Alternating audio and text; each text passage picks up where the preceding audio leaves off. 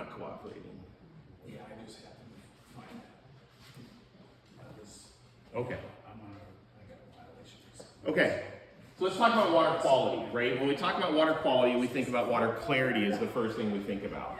So I always say the rule of thumb is you want to be able to stand in your water and chest deep and see your toes, right? We've been able to see our toes lately, haven't we? So, I mean, I was out there looking today and it was pretty clear. So when we look at, this is just a water clarity measured by a Secchi disc and the depth in feet going down. So you can see in the South Basin there's aeration going on, and then we discontinued the aeration, full Lake Florida. The water clarity has been very good since we stopped the aeration and we've done the Florida treatment. This is your line between what would be considered a productive system. Eutrophic is up here and mesotrophic is here. So that's just a line between how clear the water is. We use terms like eutrophic, how productive it is. Mesotrophic is only moderately productive. There were some periods where we had a little bit more water clarity. Again, be a little careful with this comparison. This is just 3 measurements a year. They're just doing May, August, and September. September, those are periods. May, you get really good water clarity. Now we're doing 5 samples once a month here, so we're really kind of comparing. So water clarity looks pretty good. If this will let me advance. It's gonna make me do it the hard way. Okay, so again, this is what we talked about. So water clarity, this is your Secchi disc, and it's when it's really clear. This is considered mesotrophic. As you increase phosphorus, that's your driving nutrient that's going to be there. You're going to grow more algae. The water is going to get more turbid, and then we call it fancy names like mesotrophic, eutrophic, hypereutrophic. Okay, we want to be down here. We want to be on between mesotrophic and eutrophic. This is the zone you want to be in. That provides good fish production, right? Because we need to have some algae in there to be the base of the food chain. Because then zooplankton eat the algae, fish eat the zooplankton, and it goes up the food chain, right? So we want to be in kind of that mark. So this is where we're kind of targeting for water quality that's in there. Looking at total phosphorus, again, concentrations are really pretty low. This is after aeration discontinued. This is when Barr started doing the monitoring. It's been pretty much the same in the 2 years that we're doing the monitoring after we discontinued the aeration. We did see an increase in phosphorus after the fluoridone treatment. We knew that was going to happen. I mean, these whole lake fluoridone, this is a common practice. We knew that was going to happen. The good news is in 2024, it's back down a fair amount, and it's much more similar to the years before that. So we had a little blip. What happened during that blip, we'll talk about that. And now we're back into this situation. Again, the line is between mesotrophic and eutrophic. We'd really like to be at or below that line. Okay, that's really kind of when we think about our target where we want to be. So we do have some nutrients still out there in the lake that we need to think about. This is going to drive me nuts.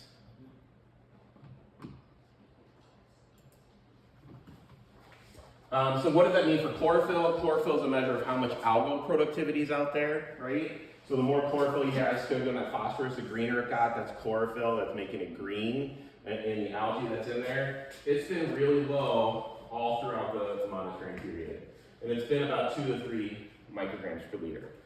But, as I say this every time, that's because there's a species of algae, cyanobacteria, that don't use chlorophyll as their primary pigment. So if you looked at just chlorophyll, you'd say, everything's great. We're perfect, we're not. But that doesn't tell you anything about the cyanobacteria. Those are the ones that are toxin producers. They use other pigments like phycocyanin, so you have to measure those that are in there. So what we've done is we just said, let's measure them directly. Let's take a look at what the community is. Let's look at cell counts that are in there. So this is your cell count for the phytoplankton community. The blue is your cyanobacteria, and you can see all the way through, we're dominated by cyanobacteria. That's the way it's been in this lake for a long time, and we've had years in 2022 where the cell counts were really, really high, much above the World Health Organization.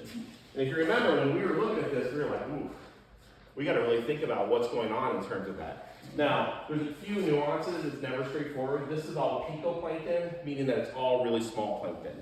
And if you look at my units, I'm doing cells per milliliter. If they're all really tiny, then you can really jump up those cells per milliliter.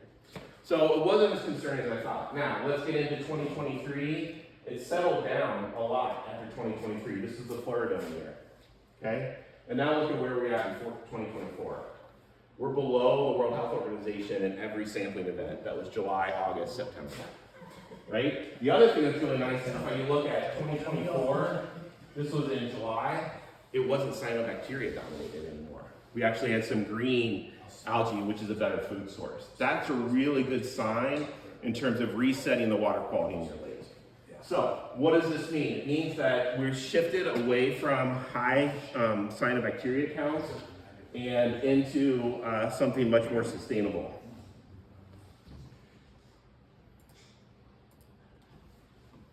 So what does that look like? So what we did is we pulled out the species. There's 3 species in your lake that can produce toxins. Licospermum, Microcystis, and Rhiphidiopsis. I like saying those words. But there's 3 that are in there. So we look at their cell counts versus the World Health Organization numbers. Back in 2022, we were bumping up against that, and we had both Microcystis and Rhiphidiopsis. But if we fast forward to 2023 and 2024, those numbers are way down. So the only one that we keep finding in there is Microcystis. It's the most common one, and it can create microcystin. We've been doing test strips to measure the amount of microcystin. We only got one measurement in 2024. It was at 2.5. The World Health Organization number is 8, so you're well below that. This is also using a test strip. So a test strip is like above or below 8. And then you look at how dark the line is to figure out what that concentration is. So all this says is that yes, there was some toxin being produced in there, but it was really low and well below any potential human health effects.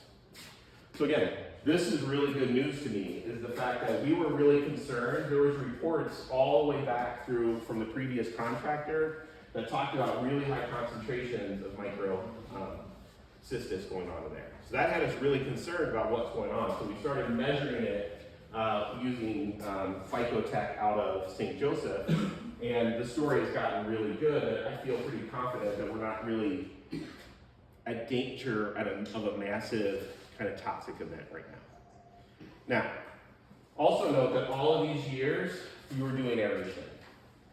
Okay, so aeration was not preventing harmful algal blooms from occurring in the lake. In fact, I would argue that the aeration was selecting for microcystis. Because look at our microcystis concentration just at the end of that time to reset. So how is that? Cyanobacteria regulate their buoyancy. So what they can do is they can go down in the water column and get phosphorus that might be right at the sediment, and they go up into the lake and they regulate all that. If you're aerating it, you're artificially mixing the water column. So you're taking away that competitive advantage of that, so you're going to select for different species. The problem is that's not a good management strategy because you might just shift your species from one problematic species to another one, right? You're not necessarily controlling all of them. So what I think was happening was probably we were selecting more for microcystis. They were the ones that were able to do well in that mixing environment. Now that we've taken that out, we've dropped the concentrations of all the cyanobacteria pretty significantly. So I think there was a benefit to not doing the aeration at this point. Okay? So this is great news. Again, we talked about, do we need a strategy for harmful algal blooms? What do we do if we see a bloom? We saw blooms in September 2011, I think it was, that were pretty severe. What do we do? I think with the reset of the lake, with getting the species kind of back to native species, with where we are nutrient-wise, we're in a really good spot in terms of that. Now, this is October 2020, October 30th. Angelo did the jar test. And all you do is if you suspect a harmful algal bloom, you take it, a scoop of it in a jar, put that in your refrigerator, and if it looks like that in the morning, it's cyanobacteria. If it's all on the bottom of the jar, then it's not cyanobacteria. So there's some simple ways, right? There's some simple ways to evaluate whether that is or not. So I still think in late October, there are some periods where you might have some concern about that. The good news is not many people are still recreating on the lake on October 30th. How many Halloween water skiers do I have? Not a lot. Okay, so good news. I think we're in a really good spot. Hey, Angelo, did your wife like you putting that in the fridge? Yeah. Well, it was, I tell you what, it was tasty. Oh boy.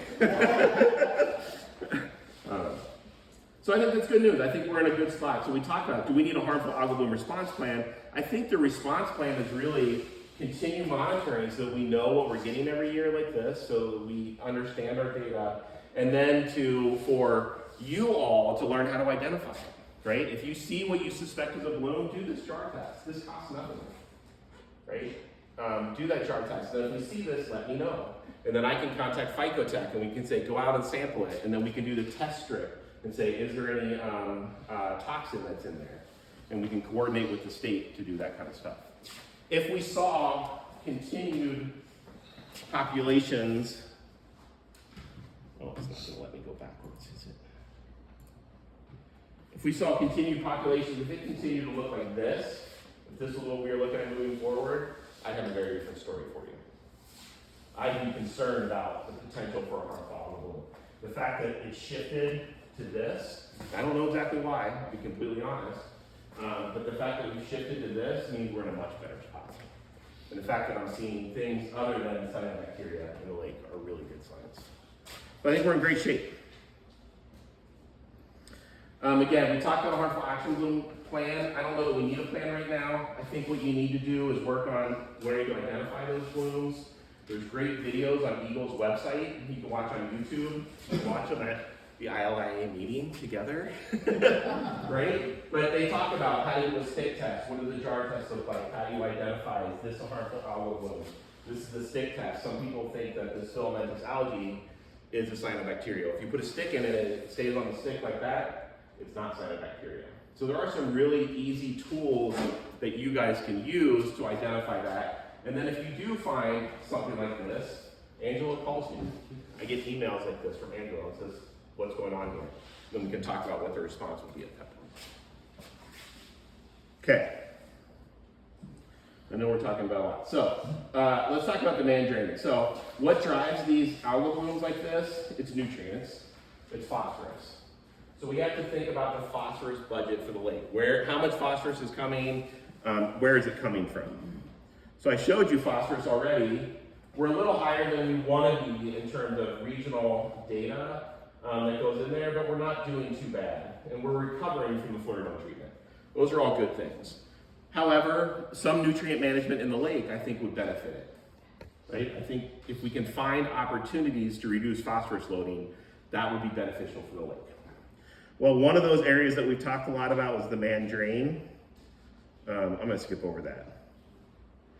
One thing that we had done when we did the 5-year plan, you probably don't remember, is I did an online model called Model My Watershed, and it comes together with land uses, and it gives me all the land use types, and then it uses a nationwide data set to give me loading.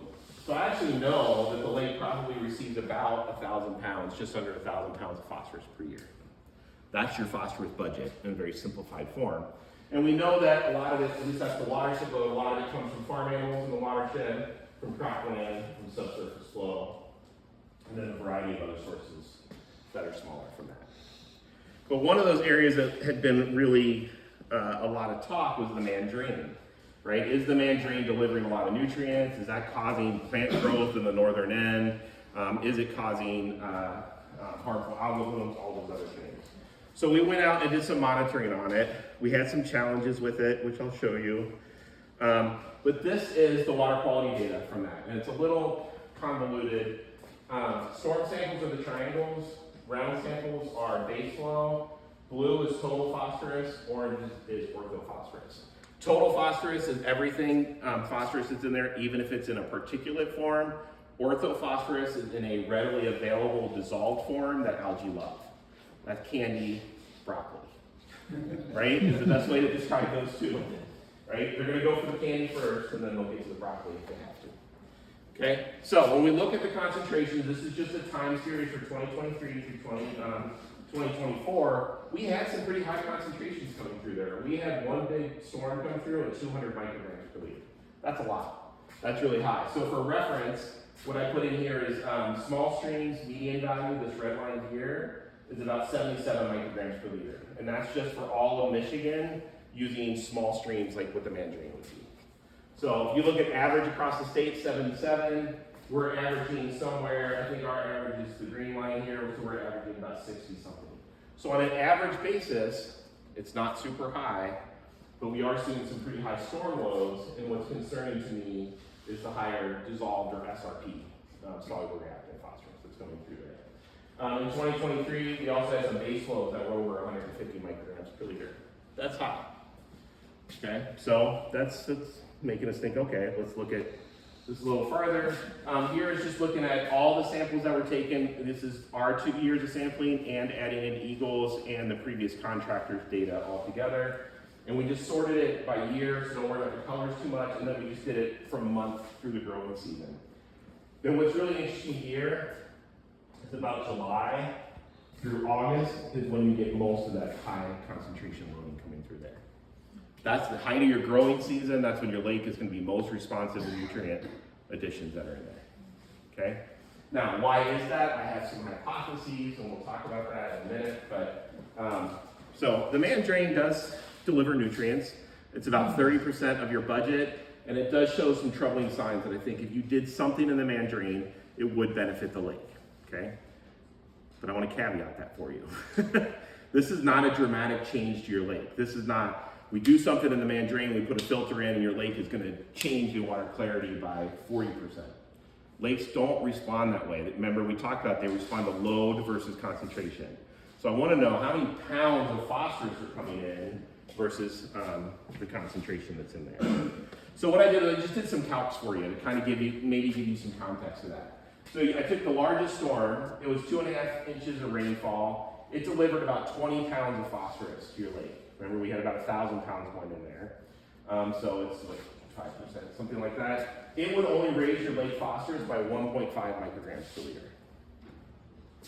That's a really small change, right? One storm is a really small change. All the storms are less than that. So I looked at the man drain total phosphorus load. If we have about 284 pounds coming through there, 30% of the lake load, 100 pound reduction. Let's say I cut that by a third. In terms of loading, it's going to equal 3 micrograms per liter total phosphorus. These are not dramatic changes to your lake. These are not dramatic reductions that are going to be in there. So while I think there's benefit to reducing the load, I want you to think about it more as protection rather than expecting visual change and understanding of that. We want to protect the water quality of the lake. We want to keep those nutrients down to limit the amount of cyanobacteria. So again, if we did a 100-pound load, you would go from here. This is our lake response model that I built for you. So for each incremental load reduction, here is what the total phosphorus concentration would be. You would go from 35 to about 32. That's not a major change, but beneficial and protective of the lake water quality. We want to calculate load coming out of there, but Jeff, you'll appreciate this. These are our two rating curves for 2023 and 2024. So one, they're totally opposite, right? We have one that's exponential that goes up to this one big point trying in it, and we have another one where it's going more polynomial, and it's got two different shapes. So one's concave, one's convex. We're struggling with the amount of data that we have to get a good rating curve that's through there. So we're still working through this. We need a little more time to try to figure out what sense we can make of it. We may need to get some survey crews out there to do some surveying for us to help us figure that out. But I think we have a decent understanding of the man drain and what its role is. So it's giving us total phosphorus. It's moderately high during the growing season. It has a large proportion of soluble reactive phosphorus. So it's not likely impacting the aquatic plant community, but it is something that will be protective of water quality in the lake. To go on there, so I'll focus on reducing that soluble reactive phosphorus. How do we do that? Well, this is the man drain coming through here. You can see kind of the man drain, the ditch that comes through here, comes across that school road and the big wetland complex. This is all wetland from the Michigan website. It's all wetland through here. One of the things that we're finding in the upper Midwest is that wetlands will take particulate phosphorus and settle them, and then it'll go through some processing that's in there and then release it as soluble reactive phosphorus. So it's not necessarily a source of phosphorus, but it's converting it to a more problematic form. So if it were me, if you wanted to pursue something, looking at this whole wetland complex through here in terms of a restoration standpoint is where I would start looking in terms of protection of water quality in the man drain. Okay? And that would be a whole nother conversation about what you do. and Jeff knows a lot about that too. Okay, I'm almost at the end, I promise. This has been long, I know. Adaptive management, again, we're trying to let data and science drive our decision making, right? We're just responding to whatever data we get, good or bad, we can handle it. We've got tools in the toolbox, let's let that drive it all. So in doing that, we also have to always be thinking about balancing that aquatic vegetation and recreation. We have to protect aquatic life, we have to protect the water quality that's associated with that. We want those ecosystem services, habitat for fish, the stabilizing the sediments, that type of stuff, and then balancing our desired use. We want to use the lake, we want to recreate on it. That's why we live on lakes, that's why we love lakes. So I just want to always bring this up, that this is what we're trying to balance when we're doing this type of program. So what do I think we should do for 2025? Is continue that water quality monitoring of the lake, spring vegetation survey, again, looking at curly leaf pondweed, this helps us understand the extent and how we're being effective. Continuing that water quality monitoring throughout the summer with some phytoplankton sampling. I reduced this, I don't think you need to do it in June, I think we just do it in July and August, and then we can do September by, that's a separate contract than ours anyway, so we can do that by whatever our data are showing us, whether we do that or not. And then continue that water quality monitoring through the end of the year, and then that fall vegetation survey to continue understanding how we're doing with that whole process. So, big picture, I think we're in a really good spot. I feel really good about it. I feel like we're in maintenance mode now, right? We've reset the lake. We're in a position where we can maintain it. So it's really about monitoring it and then reacting to whatever we see in the monitoring data. Just being ready to respond if something shows up that we're not expecting, because it is a lake, something that will show us. One last piece, and maybe this is something for the government lake board. We put together a 5-year plan. We had action items, and then we had budgets associated with them. There was 2 action items that we didn't talk about tonight. One was there was a lot of interest in muck, and there had been some dredging on the lake in the past. So we had talked about, where is it? Bathymetric mapping of dredged areas. So there was a budget line item of $10,000 to do that. What does that look like? This was some previous drawings of muck material that was measured by a different contractor. I couldn't remember exactly who did it, but how many cubic yards of muck there was. And this was when there was part of a dredging program that was out there. I've talked to Eagle about this when we were developing this plan, and they said you can't dredge Indian Lake. Flat out, we're not gonna let you do that. We might consider dredging to, if you had previously identified dredge depths, we might allow you to clean back out to that kind of grandfathered in depth that's out there. So, I'm not recommending this. This is just something that was one of those discussions that we had back in that time, and it was budgeted for. That's really up to the government lake board to kind of decide whether that's something you want to pursue. I just wanted to highlight that that was in there. And it doesn't have to be me that does it either. I mean, you can use that for anybody, okay? The only other thing was we did put in money if the man drain needed an improvement project. There was $15,000 put in for 2025. That was to start approaching Eagle, get some design plans, what would that look like, and then $25,000 to put towards that.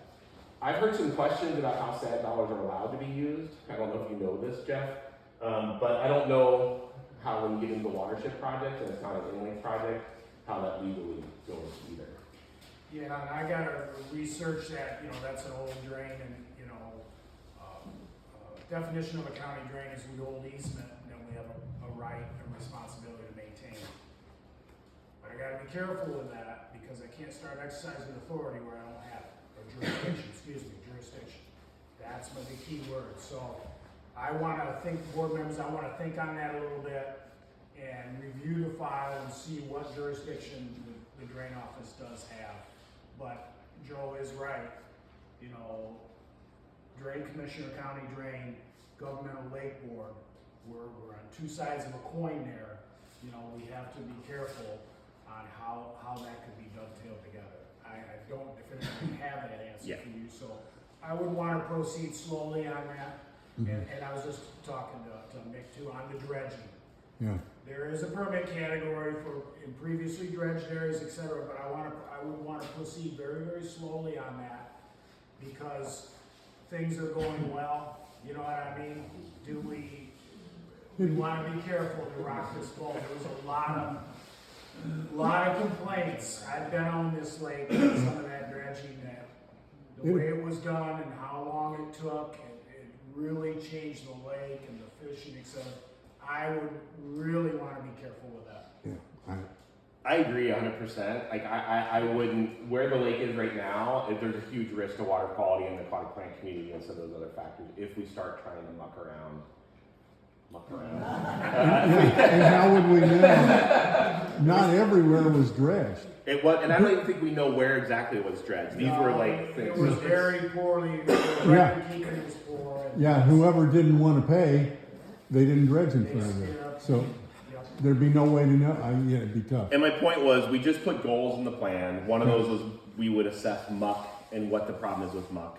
That's kind of in the next cycle. I really would be thinking about that in your next 5-year plan if you're going to do anything around that. I don't think there's any reason to start doing that today. Just wanted to point that out that was part of the plan that was in there. Everybody that's in there. That's all I got. Yeah, I can get it. Thanks. Sorry. Thanks for your patience. I know it was a lot. Don't be mucking around. I'll get my muck boots. All right, you want to open it up to questions? Go ahead. Yeah, go ahead. You've looked and you've done apparently a pretty thorough study of the meandering. What about other inlets to the lake? Yeah, so really what you want to do, I didn't ask what I want to do, I asked what you have. well, I've done what we've had budget for. Which is nothing, right? No, you've done a lot. What are you talking about? Look at all the plant management that we've done, all the water quality management. Water inlet. Specifically, what I'm concerned about is what the Yeah. runoff from Brush Lake. So right. So I think that's a good point. So what I did in the 5-year plan when we first started this out was I put together a water quality model for the lake. Okay, it's a very simple high-level model, meaning that I was using national data sets. I don't have actual monitoring data from all these places. I just wanted to get a sense for how much phosphorus was coming in from the lake. This is the land use that was put into the watershed. So you can see almost 45% is cultivated crops, then deciduous forests, and some open water areas and some of those that are in there. What the model does is it uses a land use loading rate. So it knows that if I have cultivated crops, I average 1 pound per acre per year of loading, or 2 pounds. And it uses that data to come up with this. So this is what I did, was you have about 450 pounds from farm animals. This is using a national data set, right? What I'd want to do is talk to the county and be like, do we really have that many farm animals out there? How are they being managed? Are they in a CAFO? Is their manure being managed in a certain way? Is it being spread on the field? Like I can do the Uncle Buck questions for all that kind of stuff. So we did this. I have 971 pounds, so I know what's coming from the different land uses in the watershed. I didn't monitor Brush Lake or any of that other kind of stuff. And then I came up with a lake response model. If we put that load in the lake, this is how we would predict 35 micrograms per liter. And if I reduce it for every 10 pounds, that's the response I have. My main concern is 25 years ago or so, we put a sewer system around this lake, Mm-hmm. and the water got cleaner. Yep. I very much doubt that there's any kind of a sewer system around Brush Lake. And we don't know what kind of crap, and I intentionally, we don't know what kind of crap might be coming across from Brush Lake. Right. And I have pushed for, as long as we've been trying to do something with this lake, I have tried to get testing done just to see, get an idea. Is the loading coming from there, does it match your model? Right. And probably not. This is a much higher level model than that. This is just kind of getting a general understanding of where this phosphorus is coming from. I don't know the answer to your question. I don't know what's coming from Brush Lake. I don't have any data for that. We didn't do that level of a study. This was really to give me a sense of what's the overall major sources to the lake, how is the lake functioning when we started developing this whole plan. Since we're under budget, should we consider actually doing some of that modeling from these inlets? That's a question for the government lake board. I do think, whenever I do these studies, and this is clear because I built you a model, right? I did it quickly, I didn't do it with all that stuff, but I always like to have a lake response model and for nutrient management. What I'll tell you, and hopefully this is the story that you're taking away, water quality is pretty good for phosphorus. I'm not like, oh my God, you guys need to reduce your phosphorus loading by 50% or you're gonna really tip into this really turbid water, cyanobacteria dominated state.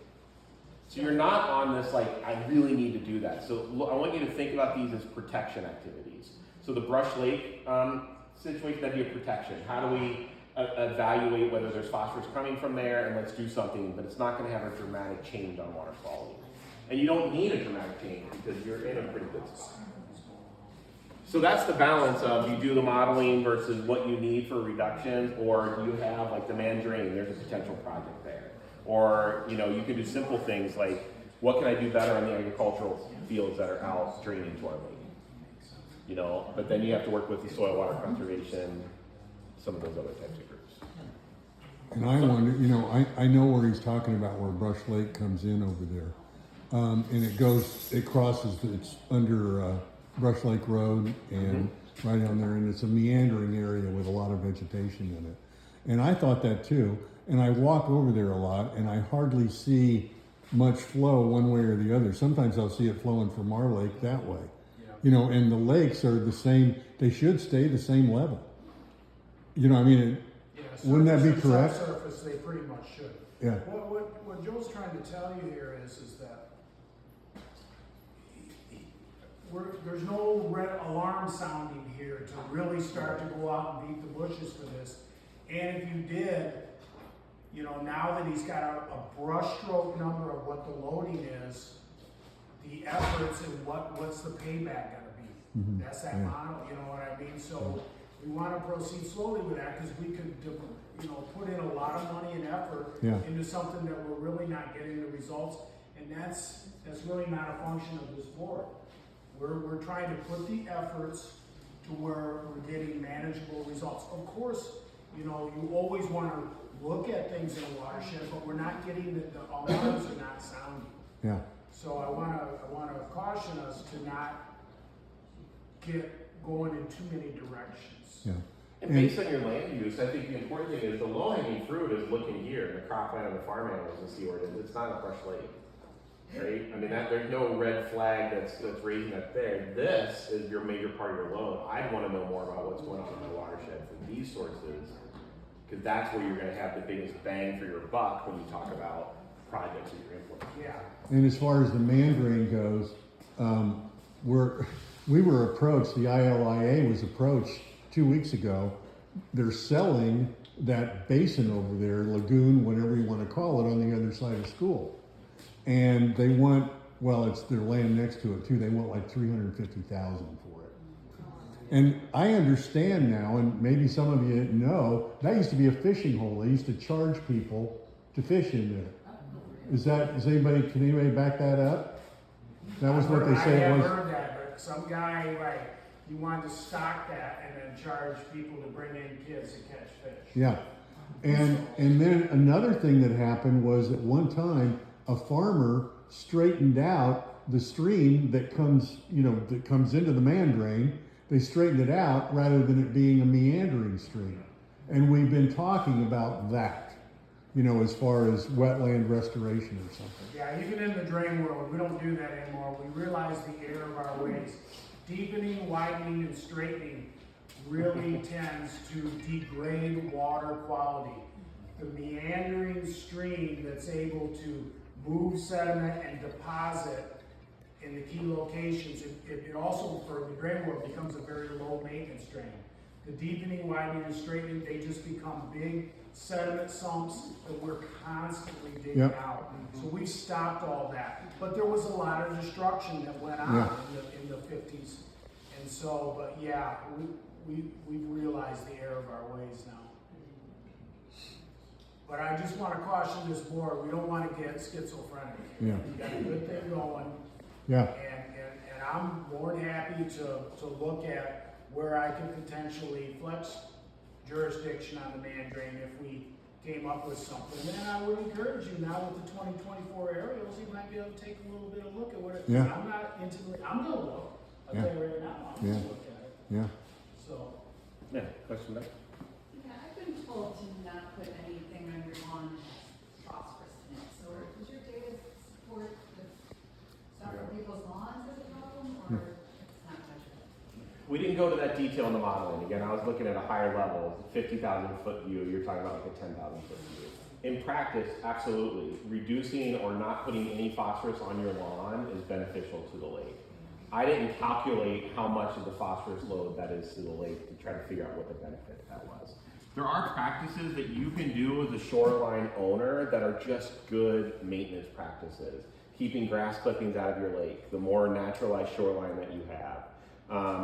Reducing the amount of runoff from your impervious surface. So if your downspouts go down to your yard and that runs right in the lake, that's not great. If you can put a rain barrel in there, collect that water and use it for watering your flower beds.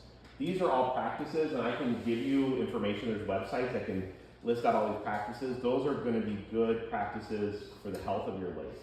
If you implement those at every shore, you're not going to see a dramatic change in your lake, but it's going to stabilize and make that lake much more resilient to any changes that might occur in other parts of it. Get that. We'll put that on the ILIA website if you can get. Yep. If you can get that stuff to me. Yep. We put good practices like that. Yep. There's lots of information around that. Other questions? Yeah. So when the wheat harvester comes in June, what's the path of information from you letting us know that we're doing the right thing, using it, so that we're not going backwards from the good work we're doing? Angela's your path. Yeah, we're thinking we're gonna have a point person on this, Yeah. Angela's gonna be working on that, and then probably we already discussed mobilization, but we also might have a rapid response or something Yeah. based on, we're gonna have to develop that a little bit once we get it going. We have a committee on that. And is that gonna be available, like this week, we're gonna do this harvesting for this purpose? I don't know if we were planning. We could consider that. The ILIA could put it on the website. Yeah. That, to get people on board, if there's some accountability in knowing what's gonna be done. Yeah. And when it's gonna be done, and why. Yeah. Yeah, and we have some budget. I have some budget from the contract that we do to collaborate with the ILIA for that. So we'll provide them information like this. This came from PLM. We can be like, these are the do not touch areas with the harvester, right? That's where your milfoil is. Stay out of those areas. We can look at things like, this is the more dense area. You might want to be a little bit softer in this area because we're still allowing some of those plant species to occur. So we have a lot of information and maps that we can provide to the ILIA that they can use, and we can help guide them how to use that for decision making about how to do that. And how do you feel about our lily pads, the fertilizer being get smaller every year? We don't wanna cut those except in the channel, right? We don't touch lily pads. Yeah, they're protected species. You're not really allowed to touch We're those. not. That's the rule. That's our operator knows. No lily pads. Yeah. But this is the same operator you had before. Yeah. And Okay. you cut lily pads. Well, if you think Well, we're we'll going need to to talk to avoid, them. if you think we're going to avoid every one of them, but don't worry, you'll have plenty of lily pads. And where does the degree go? Huh? When you download your cuttings? You guys got They problems? we got property over there across School Street is where it goes. It'll just get composted. Yep.